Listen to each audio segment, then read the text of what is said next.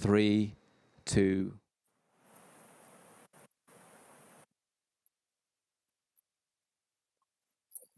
Good afternoon, and welcome to this side event on women's land rights as a tool for building climate-resilient food systems.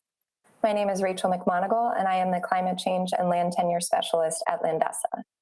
Landesa is thrilled to be co-hosting this event with the Canadian Foodgrains Bank and to be joined by such esteemed panelists. We wanted to bring together experts to talk about the role of climate-resilient food systems and women's land rights as critical tools to addressing the climate crisis, gender inequality, and food insecurity. As you all know, the timing of this global meeting could not be more urgent.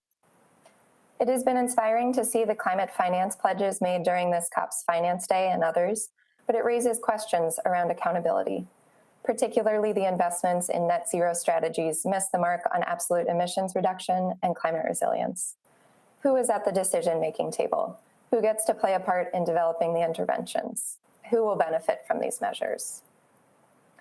It is indisputable that women are powerful agents in building climate resilience because of their unique roles and possession of knowledge on natural resources within rural and Indigenous communities.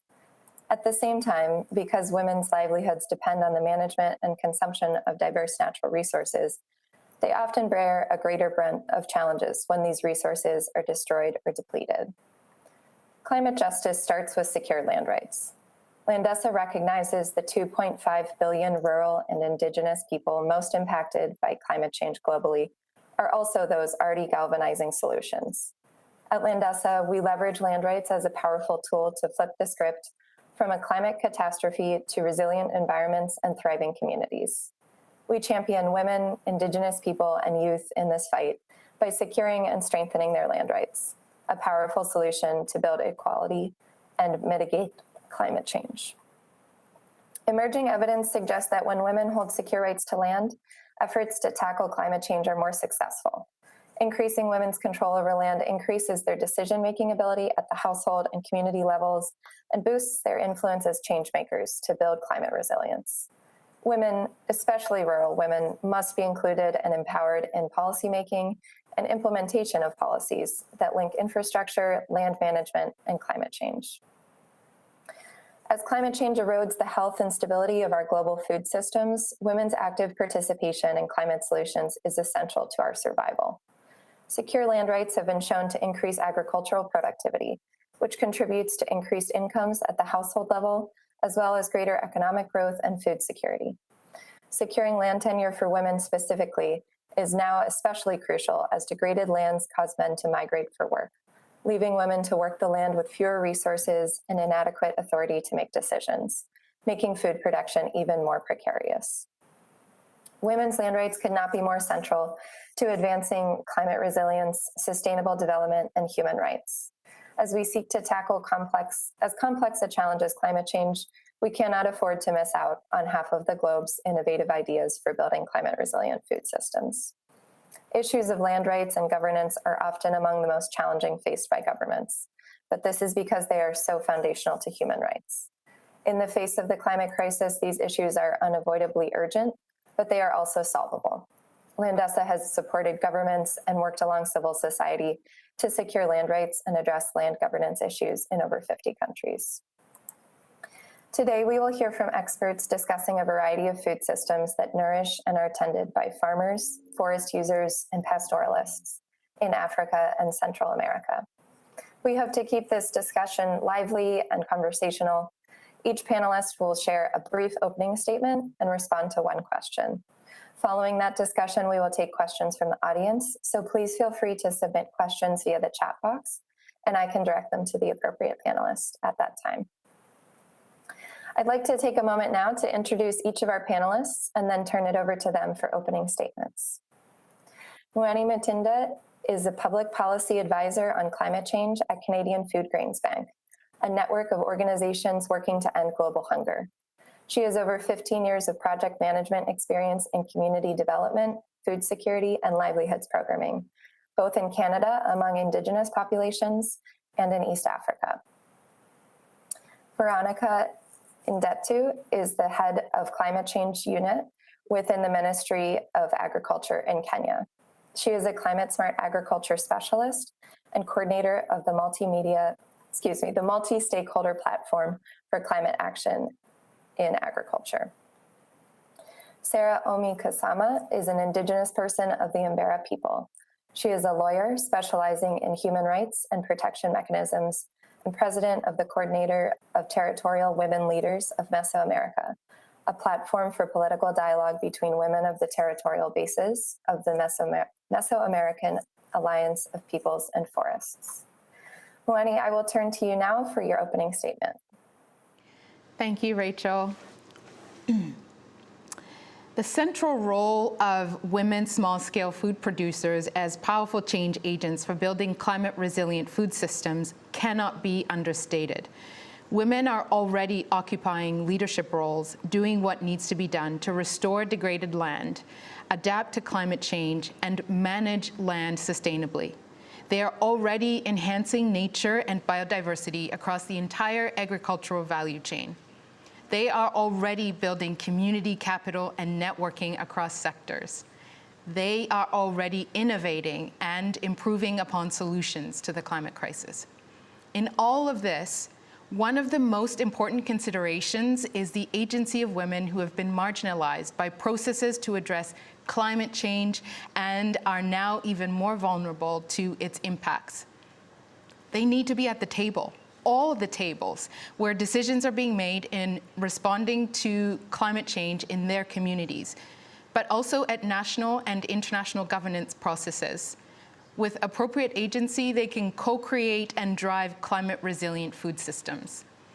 Women's land rights as a tool for building climate-resilient food systems is what we're talking about today. Without land, a farmer is like a bicycle without a chain. Right now, women's productivity lags behind men's on the farm, but it shouldn't be this way. Increasing women's access and right to land is critical to increase productivity, but it will also do much more: raise the status of women and give them greater influence within their households and community. Because without everyone at the table, we will not be able to solve the collective challenges we're facing today. This is a moment of action, not words. It is a moment to expand support for gender equality projects in climate finance. They must intentionally include and prioritize women food producers in the Global South, especially in least developed countries and small island developing states. It is time to foster system transformation by strengthening women's adaptation and resilience capacity. It is time to build on existing sustainable land management practices. International climate finance investments must prioritize the most vulnerable countries in the delivery of the 100 billion USD pledge, so countries have tangible resources to carry out their national climate adaptation plans. These funds must be in the form of grants to facilitate equitable access to sufficient climate finance that can be contextualized to produce appropriate solutions. We see the evidence all around us. Human-induced climate change is wreaking havoc. It is intensifying and exposing existing vulnerabilities, particularly for women, youth, Indigenous people, and other marginalized groups. We must respond. One thing we have learned from COVID-19 is how very interconnected our world is. We also know this to be true for climate change, and it's true of our global food system. Interconnected, but also highly inequitable. We all need to work to build a climate-resilient food system that works for all, and we need ambitious climate finance that commits and delivers on these goals. Food systems have great potential to raise people out of poverty and provide sustainable, equitable livelihoods. But that potential is constrained by inequality and power imbalances at household, community, national, and global levels. I'm looking forward to a deeper conversation on this side event to highlight and celebrate the long experience of innovation, strength, agency, and commitment of our farmer colleagues and community-based partners in the Global South, particularly women in sub-Saharan Africa. Similarly, I will be delighted to bring perspectives from the Canadian Foodgrains Bank's recent successfully completed multi-year, multi-country, and multi-partner conservation agriculture program in East Africa in efforts to present the value of a systems approach that builds resilience through contextualized adaptive measures to climate unpredictability, and how this can and is transforming lives and livelihoods.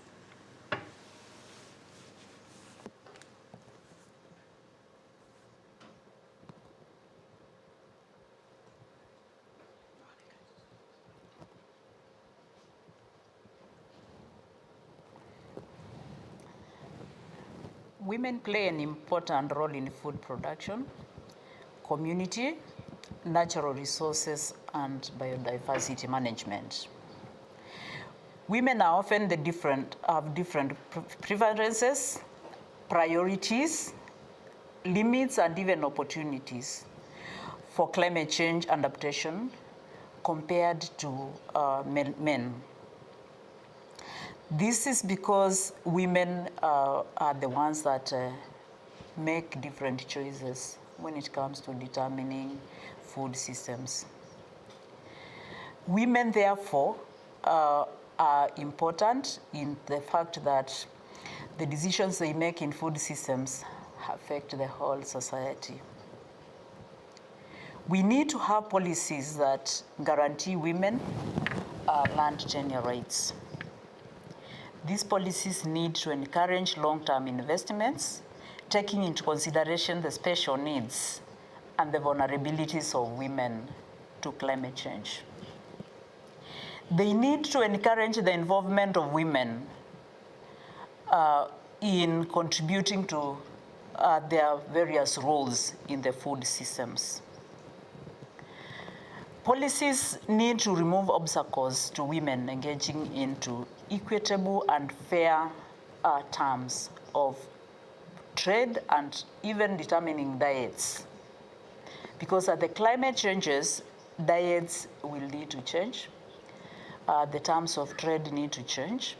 The commodities that are traded need to change.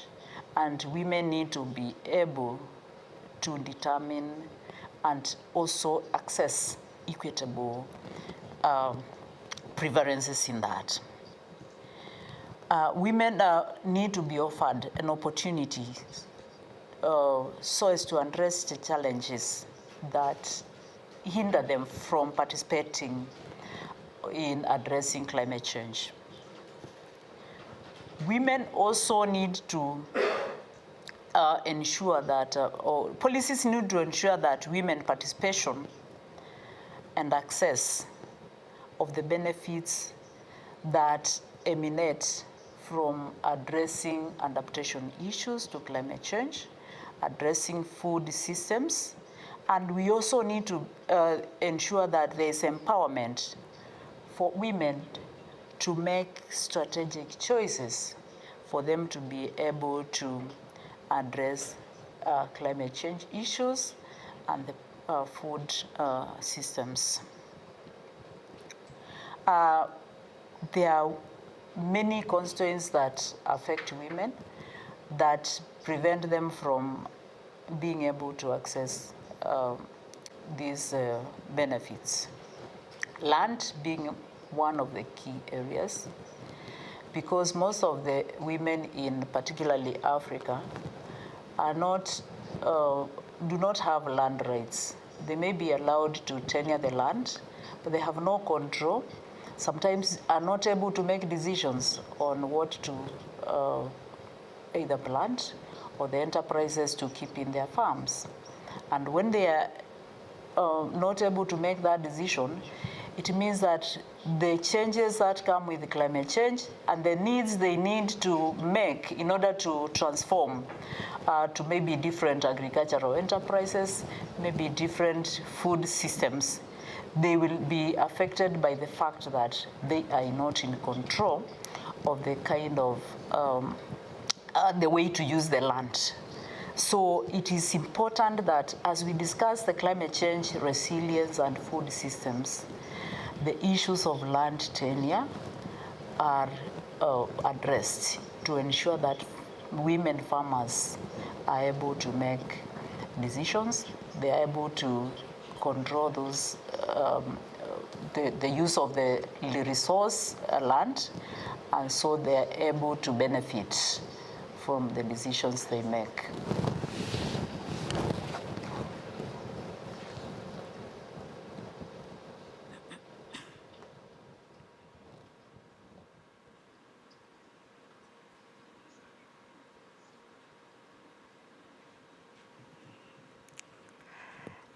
Primeramente, quiero agradecer a mi ancoré en mi lengua emberara, que significa el Dios que provee de toda la riqueza natural, espiritual y cosmogónica que nos conecta con nuestro territorio.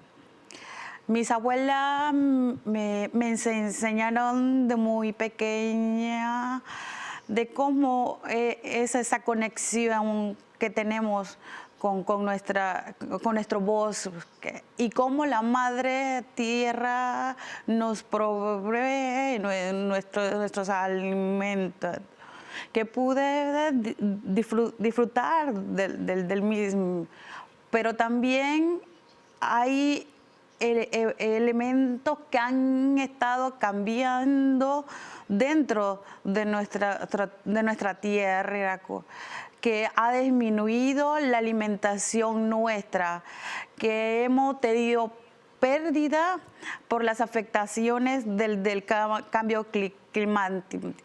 Y esto ha permitido a unir esfuerzo dentro de la coordinación de mujeres líderes territoriales preocupadas de nuestras necesidades, y es por eso que en Mesoamérica estamos pues exigiendo mecanismos de procesos que puedan apoyar las iniciativas de trabajo de las mujeres indígenas y comunidades locales. Para nosotras la seguridad alimentaria es muy importante porque contribuye al fortalecimiento de nuestra familia, de nuestros hermanos, de nuestras abuelas, de toda una comunidad. Y si tenemos debilidades en este proceso, pues lastimosamente vamos a tener pérdida de conocimientos dentro de nuestros territorios.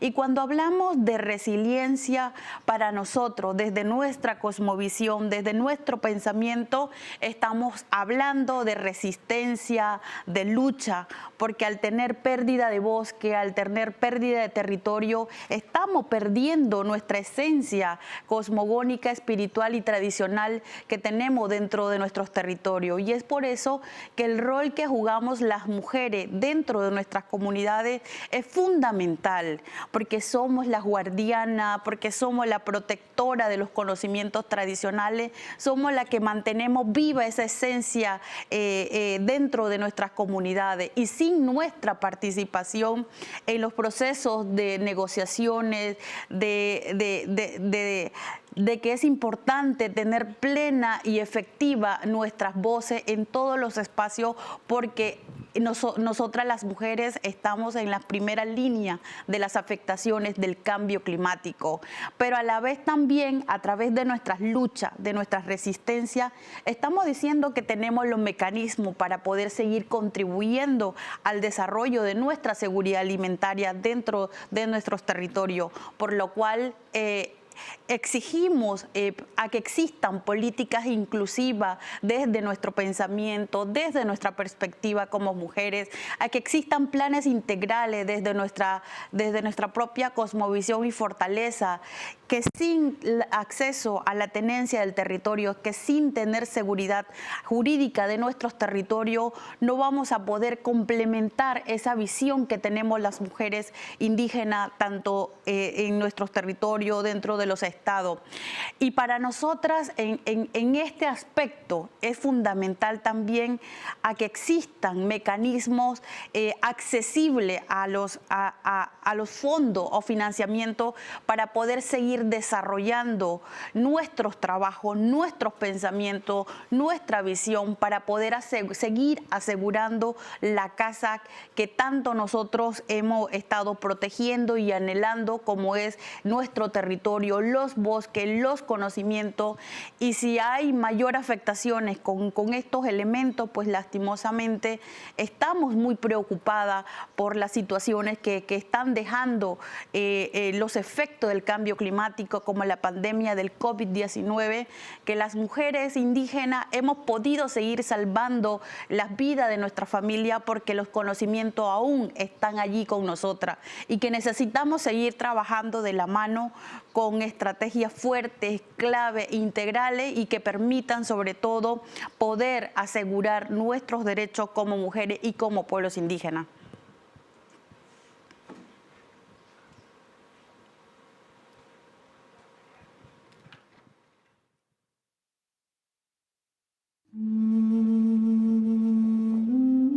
Mesoamérica es altamente vulnerable a los huracanes y tormentas tropicales.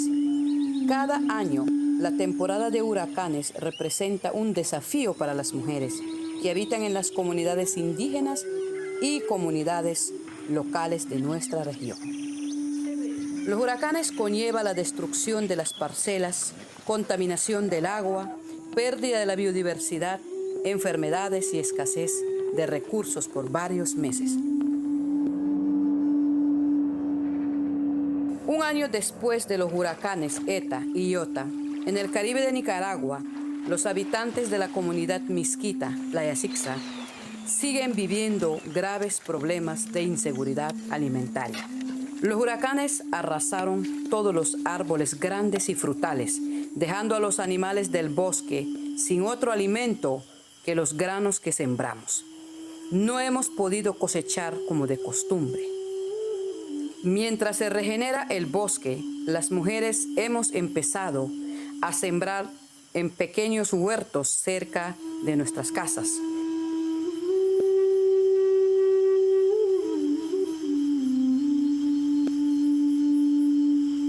En la reserva de Bozoás, las mujeres mayanas han ido creando sus propias estrategias de adaptación y mitigación ante el incremento de los eventos extremos de la región.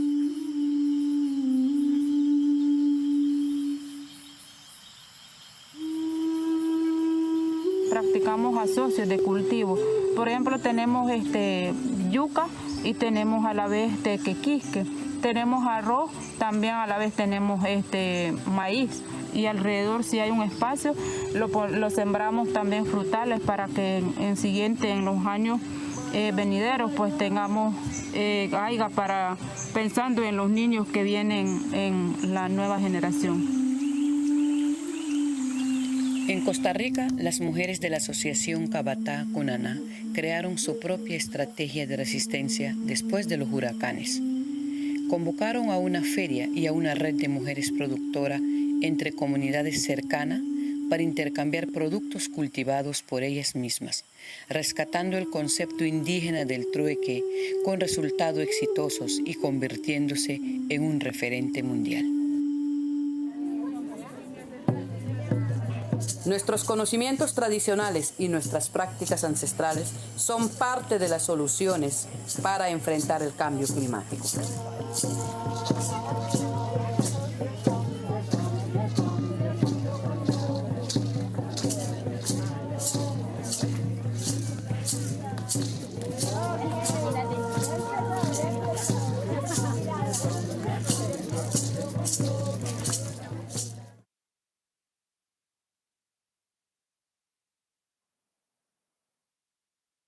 For that beautiful video, Sara. To kick off the discussion, I'll just remind panelists that we're doing our best to keep responses to 3 or 4 minutes so that we can receive some questions from the audience and keep the conversation somewhat informal. To start off, I'll start with you, Mueni. Could you give us a practical example from Canadian Foodgrains Bank experience around the food systems approach to building resilience, especially when we're thinking about resilience for women?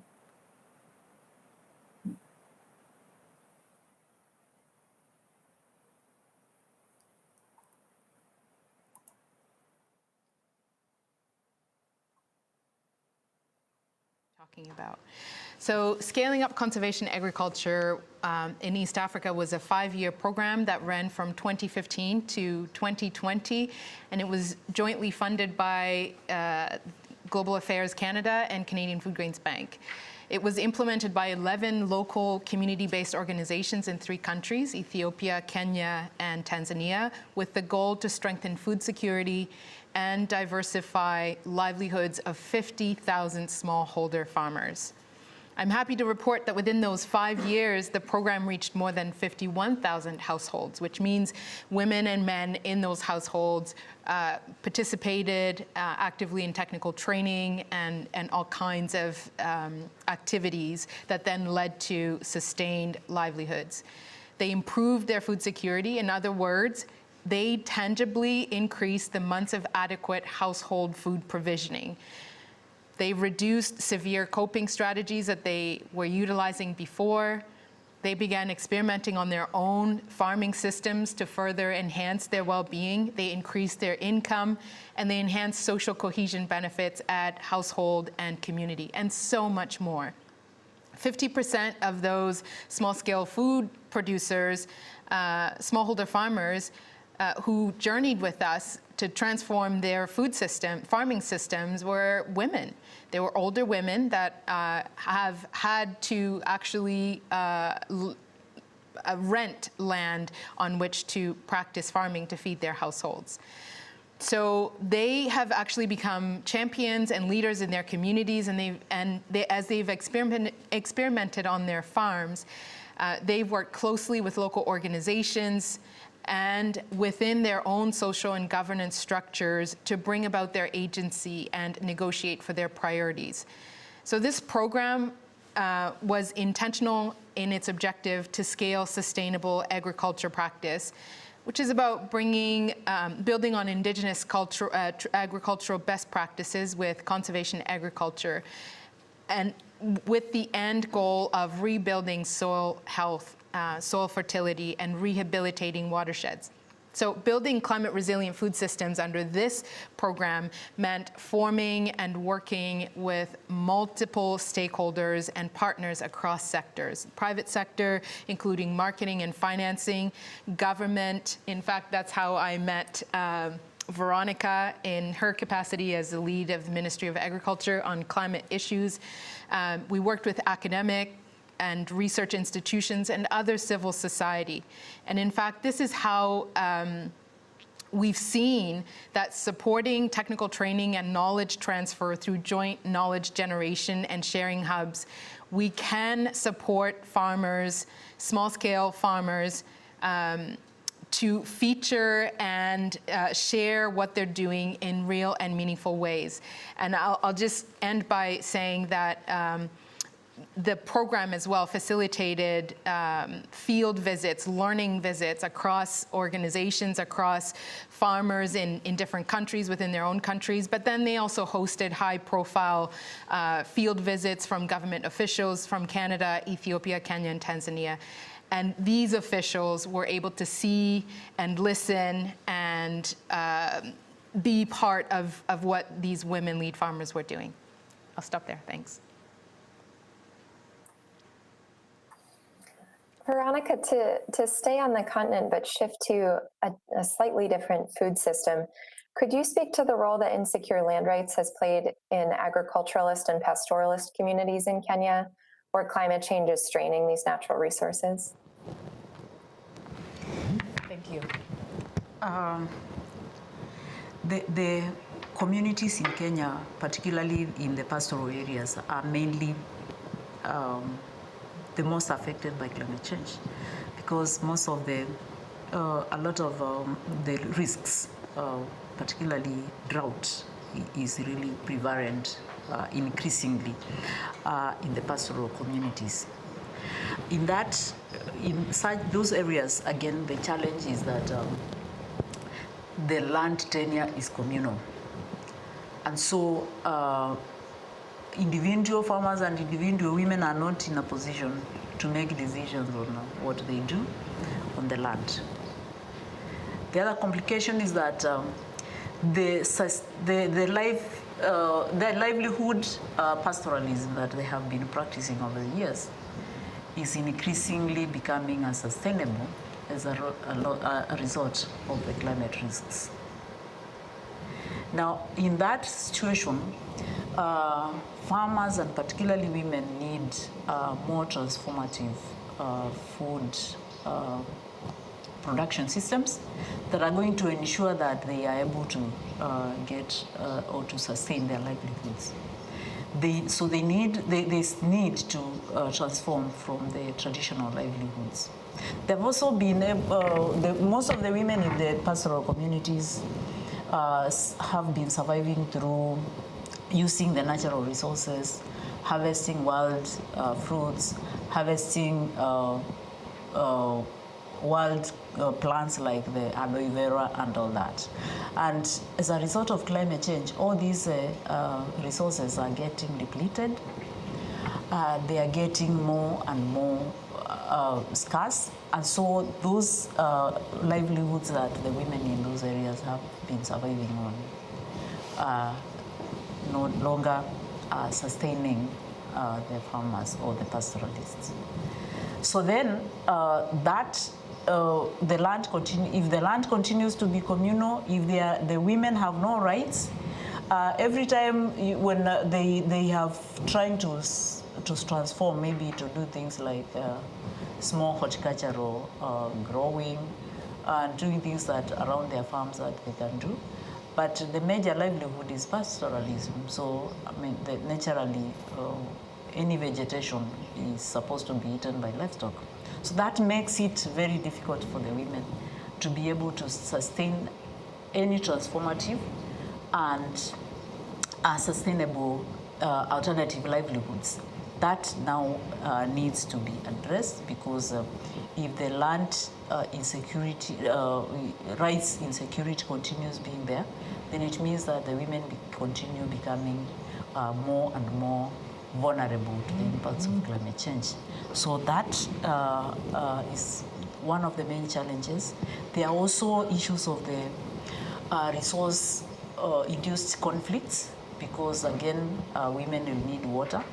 As the droughts continue being more and more frequent, there is a lack of water, and in most cases in the dry areas or in the arsal areas, you will get that as the resource gets scarce, people begin fighting over those resources, and of course women become the main victims. Women and children become the main victims of these resources. Thank you. Sara, we've heard from farmers and perspectives on pastoralists. Could you elaborate on the role of forests as food systems and how land rights could play a role in climate mitigation?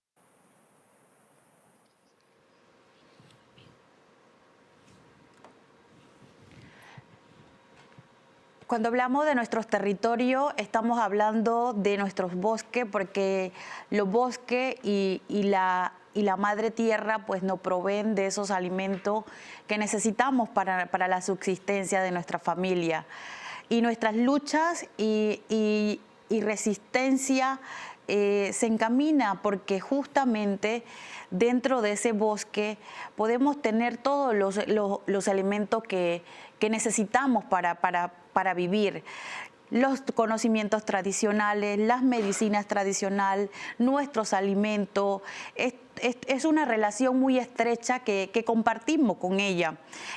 Y poder defenderla, poder mantenerla segura, nos permite en este proceso a que las mujeres también hemos podido, a través de nuestra propia gobernanza dentro de nuestros territorios, de cómo las mujeres nos hemos podido organizar también, y de cómo nosotras las mujeres hemos tomado el rol de poder participar en los procesos de tomas de decisiones a nivel interno de nuestros territorios, aunque no ha sido un proceso fácil fácil, pero hemos podido seguir contribuyendo a la resistencia y la lucha que lo podemos hoy transformar en ser mujer resiliente, de poder mantener segura esa alimentación que necesitamos dentro de nuestras comunidades.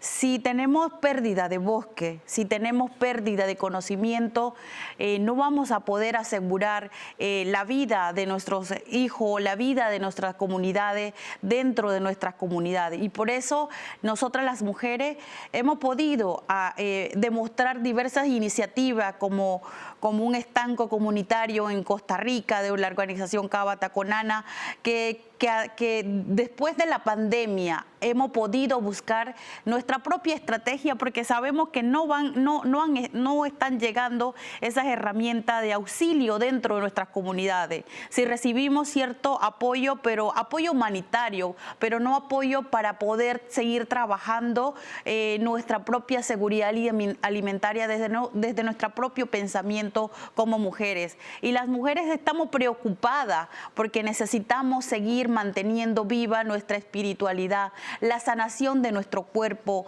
la fortaleza que se requiere para poder seguir avanzando y poder ir también seguir dando nuestro aporte desde siempre a la mitigación del cambio climático. Y para nosotros mitigar estos efectos del cambio climático es justamente trabajando la tierra con nuestros saberes tradicionales, con nuestros conocimientos tradicionales para poder seguir cuidando nuestro territorio.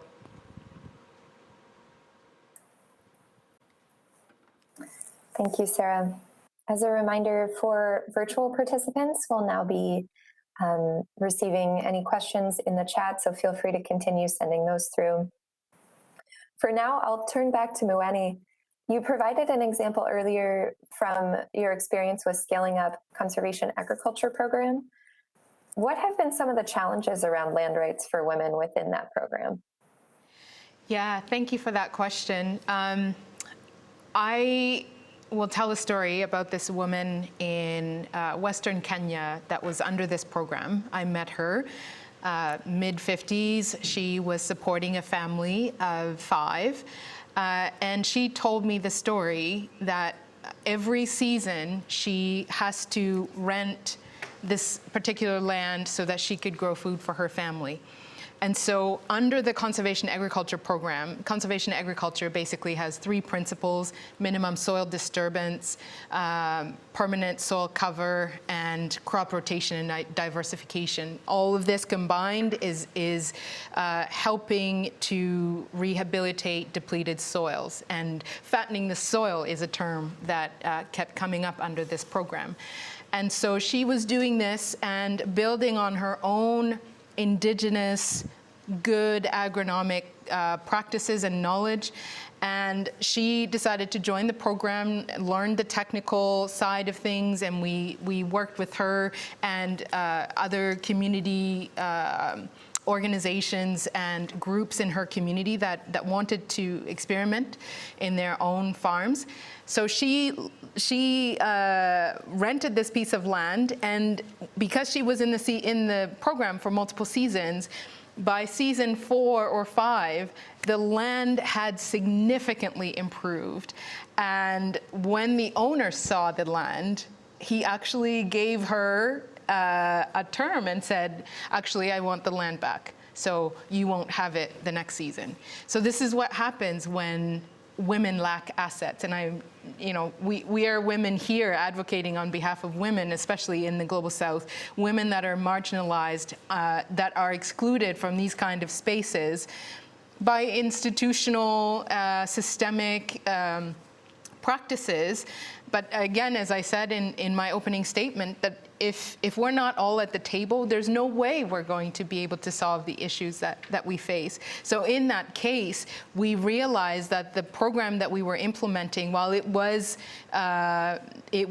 intentional in bringing the multiple stakeholders, creating coordination hubs, supporting farmers, walking with them, linking them so they can advocate for themselves, that was one issue that we needed to acknowledge that we need to partner with organizations like Landesa and others who are working on land rights issues to amplify this. And with the Ministry of Agriculture, with Indigenous people, we all need to be part of this conversation because we all have something to contribute in terms of the best solution for the issues we're facing today. Thank you, Mueni. Veronica, a question for you. What do you see as the most pressing concerns for women small-scale food producers when it comes to building these climate-resilient food systems in Kenya? Thank you for the question. Yes, as we have said, women have quite pressing issues because as the climate continues to change, they need to be able to have or to transform in different and in more resilient livelihoods. They need to continue producing food for their families, and they need to continue getting other resources to be able to survive. And most of the farmers in Africa are also, they don't just do subsistence farming, but they are also supposed to economically depend on that, on agriculture. When the agriculture is not even feeding them, providing enough food is also not providing them resources to pay school fees for their children, to do any other economic activities. So, and this agriculture is all dependent on the land resources, which are even becoming more limited. And like we have said, the resources are not, the women are not in control. So for me, the most pressing of these issues is the fact that we need to be able to have innovations that are going to make the land more productive, and innovations that are going to ensure that the land that they are tilling is going to be productive and produce or give them the services that it is supposed to give them.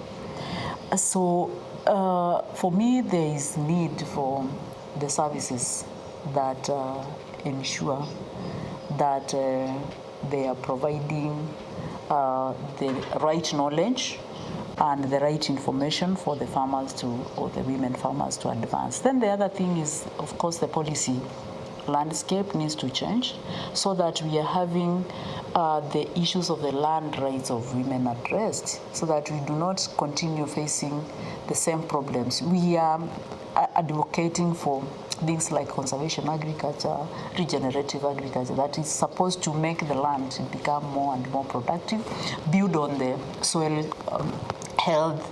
And when you do not own the land, you suffer that problem of somebody will want to reclaim their land. Even if the land was owned by your husband or your relatives, still they have their own priorities of what the land needs to be used for. So the policy really needs to change so that when women and other vulnerable members of the community make a decision that we are going to rehabilitate, we are going to restore, we are going to make the land more productive than it has been, as the climate continues to change, then they need to be able to do that for a long-term session without having others interfere. Others will even come and graze on the land that you have been doing so much on, or working so much on it so as to ensure that it becomes more productive, so that you are restoring it. So the issue needs to be addressed from the policy perspective. And that is, of course, the Ministry of Agriculture highlights that in Kenya. And as we continue advocating for more approaches that need to address the challenges that are faced, the climate change challenges, and build more resilience for the women and for the agricultural landscapes, that policy, it may be more urgent to really look at the policy issues and how they affect these women and the other vulnerable members of the farming community.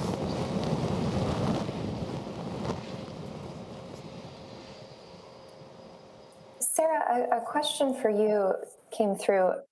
As a representative from the Territorial Women Leaders of Mesoamerica, what are you hoping to see achieved at COP at the intersection of Indigenous peoples' rights and resilient food systems?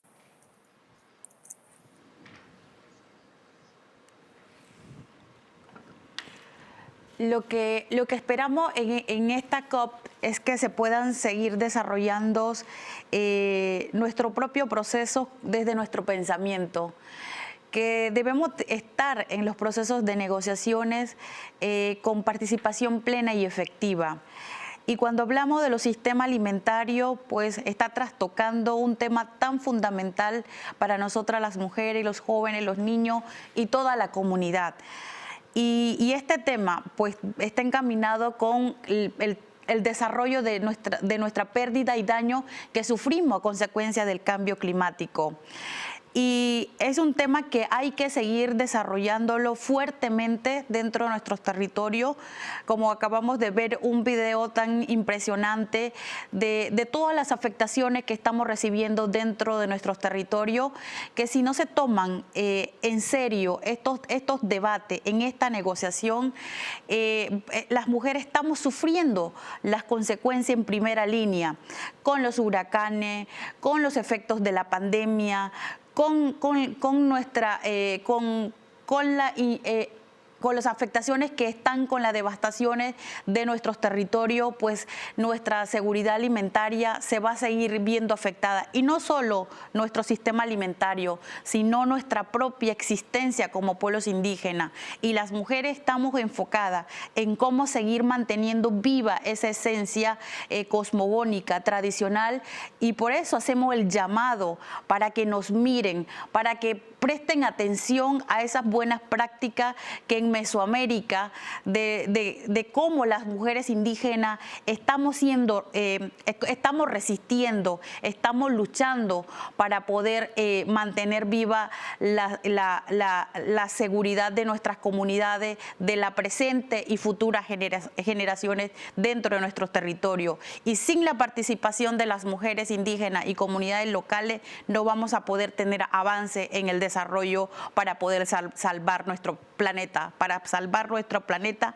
necesitamos tener seguridad territorial, acceso a financiamiento directo, a que se reconozcan nuestros derechos de los conocimientos tradicionales que son buena práctica y que lo hemos podido demostrar al mundo, que los pueblos indígenas estamos presentes y estamos contribuyendo a estos grandes desafíos.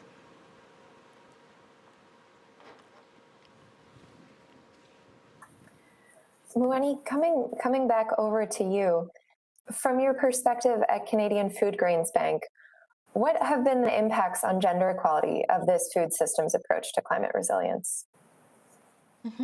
Yeah, I think what we saw through this, the recent scaled up conservation agriculture program, because it was East Africa-wide, East Africa region. It covered multiple peoples, groups, cultures, traditions, histories, ways of working, technologies, governments. So it was that sense of, well, who is the small-scale farm producer in East Africa?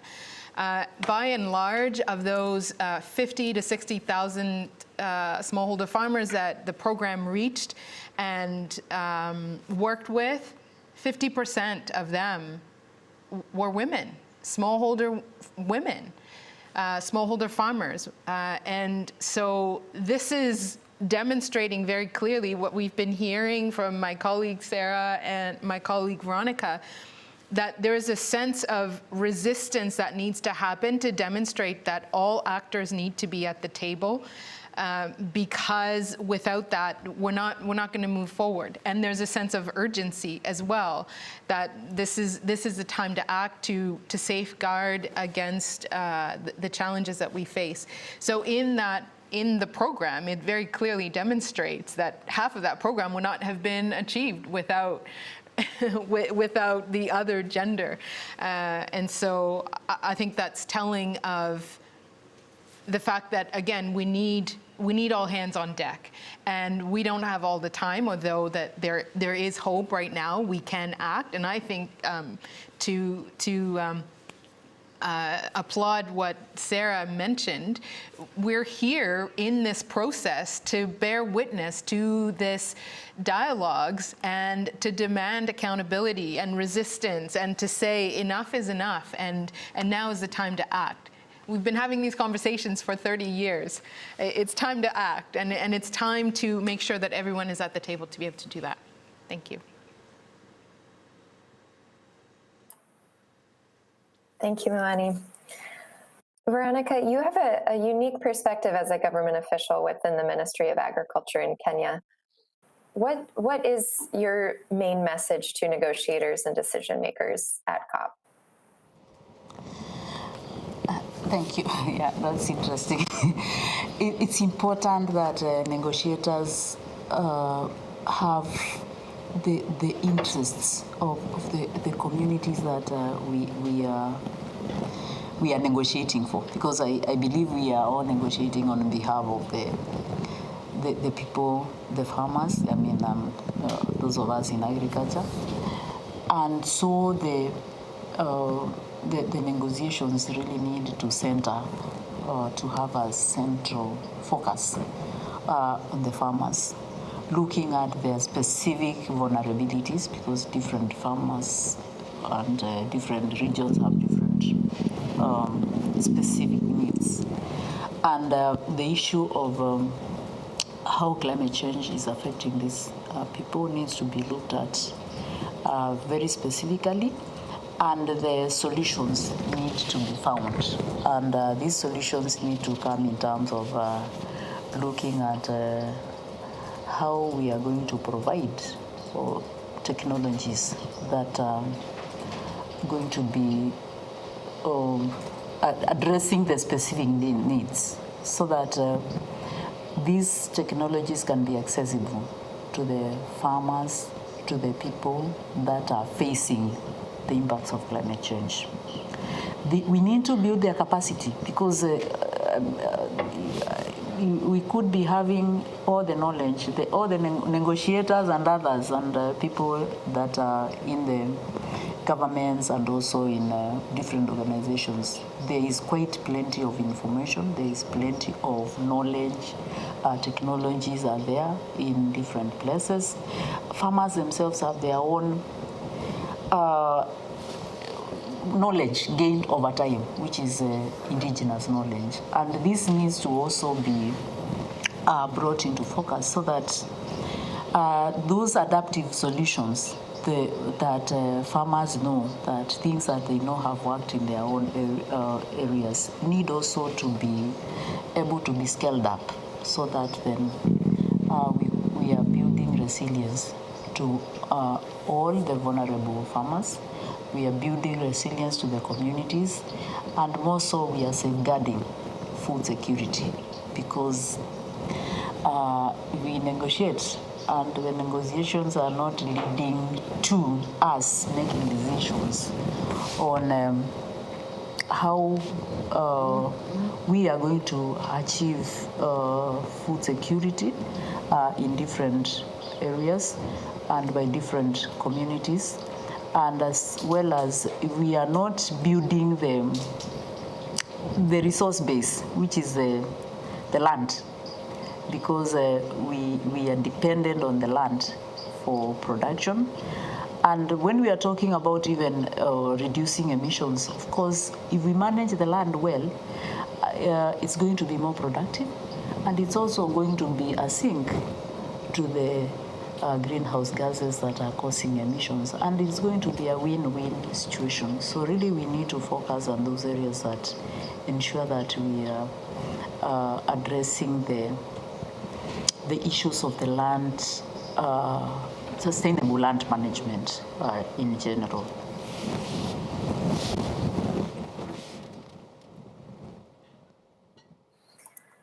Sara, we've been spending a lot of time talking about the challenges of the climate crisis.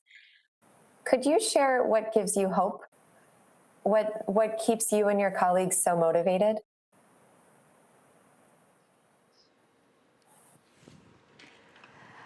Lo que me permite tener esperanza, no solo para mí, sino para todas las mujeres líderes de Mesoamérica, es que estamos, primeramente, queremos seguir asegurando nuestra casa.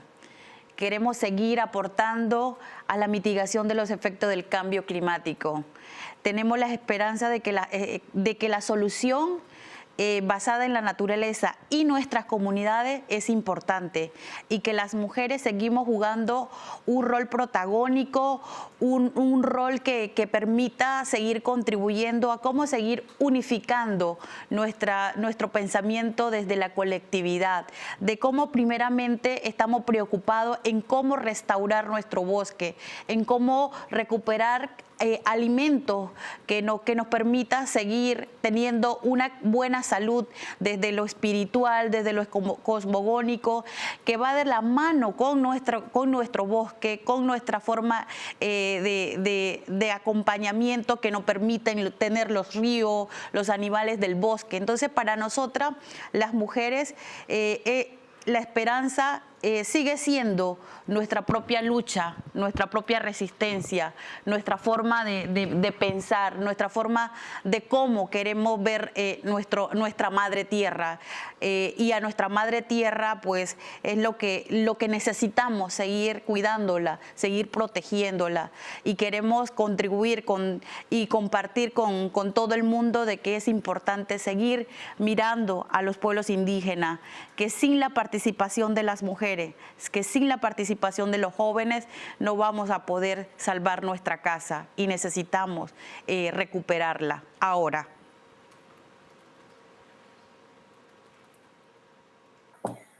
Thank you, Sara. I do want to save some time for all panelists to have an opportunity to make a closing statement. And within that, I think we have such a unique opportunity here with such diverse perspectives on this panel of an Indigenous Peoples Alliance, an NGO perspective. We have a government official on the panel. If you could share a bit about how this audience that's been listening for the past hour, how they can act on these issues and advance the priorities that you've raised in this last hour. So if you could work that into your closing statements, that I think would be really motivating to end on a point of action. Perhaps we'll begin with you, Mueni. Sure. Thank you.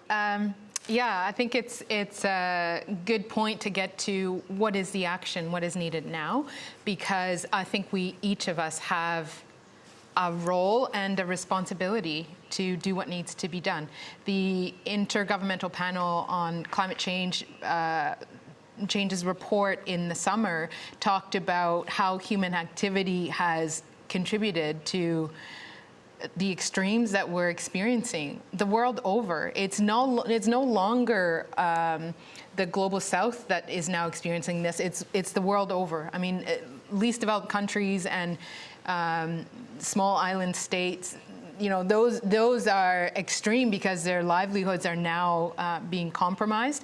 And this is also the message that we're bringing forward to demonstrate that we all need to do our part to stop what we're doing that is hurting Mother Earth.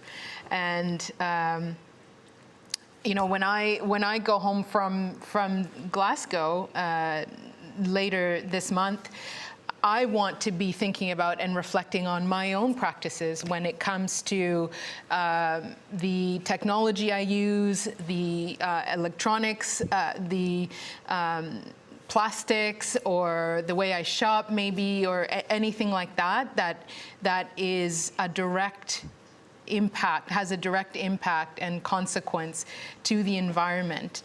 I think there's hope. That report did table that there is hope, and this is where each and every one of us has a role to play in influencing people in positions of power to support the negotiations, from people in the Ministry of Agriculture, like Veronica here in Kenya, and our own governments, to make our voice heard about these issues, that they are important, that we see how they're impacting others, that we have a shared humanity that we need to safeguard and protect.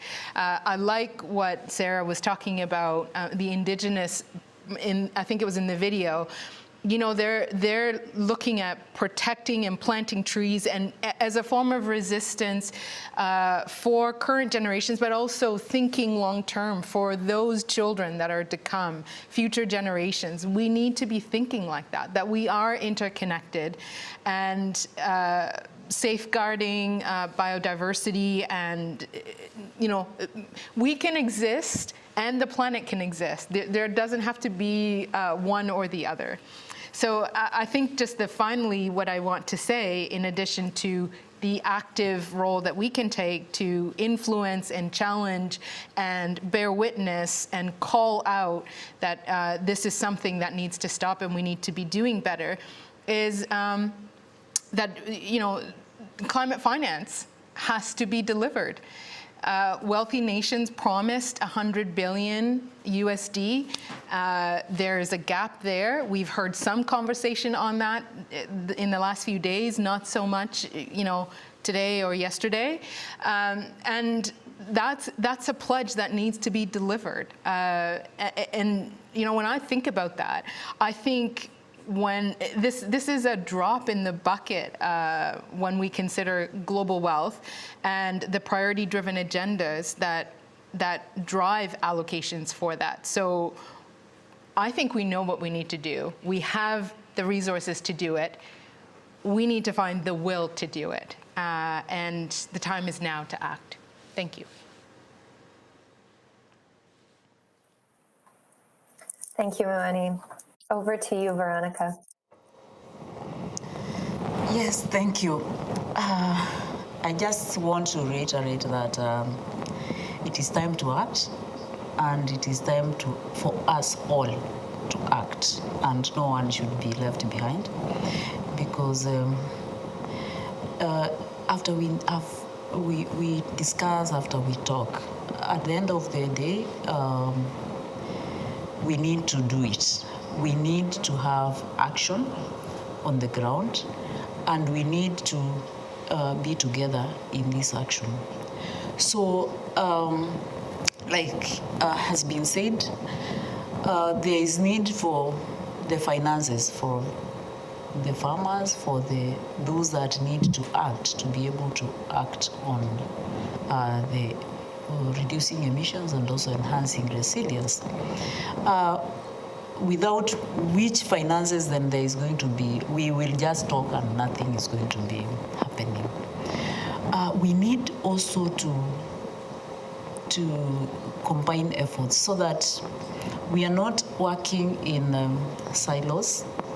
We are all working together, because the efforts we put together, we put as one, if we segregate our efforts, we'll achieve less. But if we are all looking at the real issues that are affecting the globe, which are affecting the farmers, which are affecting everyone, each one of us, and address these issues together, we are going to ensure that I'm sure that the results will be enormous.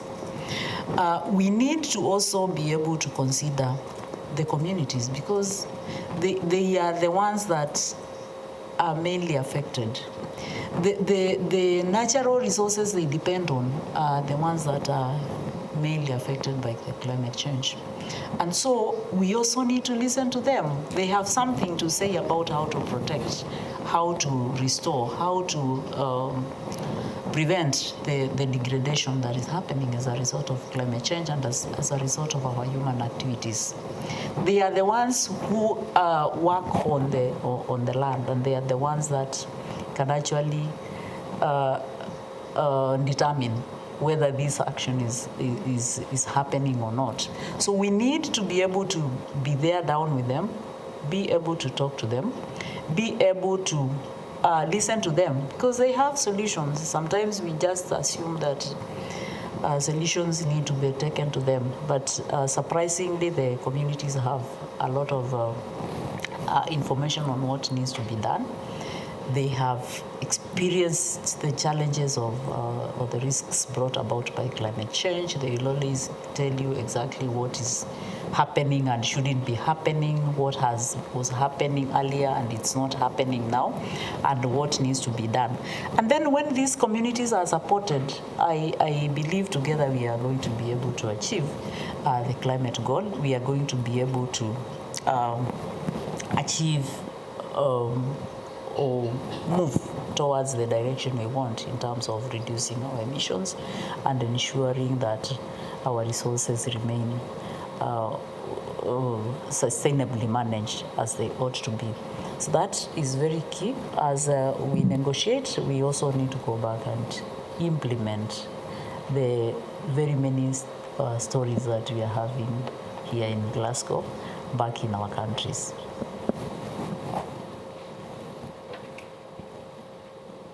Thank you so much, Veronica.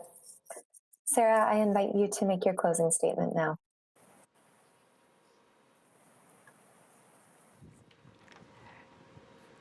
Parte de la resistencia, de la lucha, es justamente compartir con estas hermanas que también están preocupadas por seguir manteniendo ese equilibrio con nuestra madre tierra.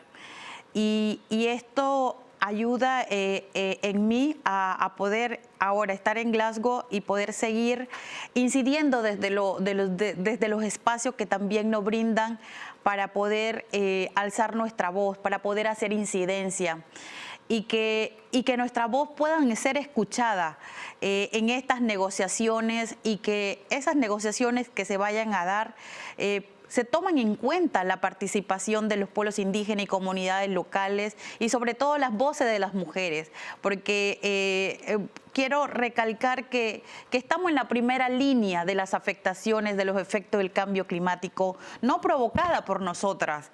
Y a pesar de esa contribución que tenemos, nosotras las mujeres estamos también buscando las alternativas de cómo reparar nuestra tierra, de cómo reparar nuestro bosque, de cómo reparar no solo la supervivencia de nuestras vidas y nuestra familia, sino la supervivencia de todo el planeta. Y la madre tierra nos necesita a nosotros.